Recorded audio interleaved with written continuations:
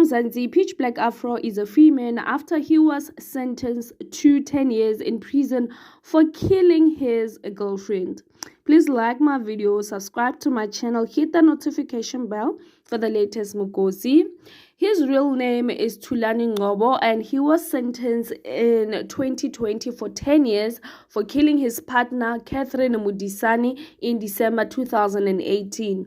Now, yesterday on Thursday, the Department of Correctional Services confirmed that the 44-year-old musician Pitch Black Afro, who comes from Soweto in Orlando, was released and his sentence expired. Department of Correctional Friday, Services did confirm that Thulani Ngcobo, known as Pitch Black Afro, his sentence was expired on the 18th of August, but he benefited from the special remission of sentence, just like Jacob Zuma. You know, they are free to go out from jail or prison because it's packed.